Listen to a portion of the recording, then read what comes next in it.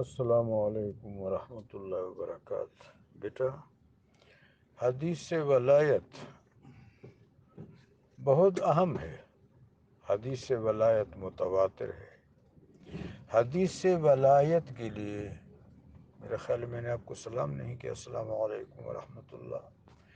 حدیث ولایت کے لیے میرے آقا و مولا صلی اللہ علیہ وسلم نے اہتمام کیا۔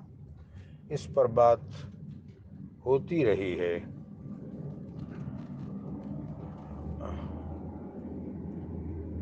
اور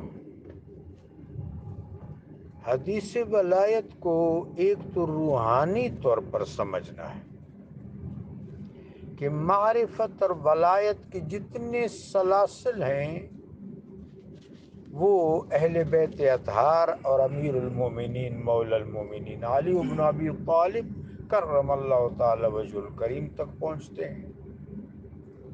سیاسی طور پر اس روایت کو اس طرح سمجھیں گے کہ امیر المومنین سیدنا علی ظرف عالی کے مالک، آپ نے امت کے اتحاد کے لیے، امت کی یگانگت کے لیے، امت کو یکجا رکھنے کے لیے، امت کو خیر پر رکھنے کے لیے، امت کو اختلاف سے، مناقشہ سے، تصادم سے بچانے کے لیے اپنا حق چھوڑ دیا۔ آپ نے امت کی سرپرستی فرمائی۔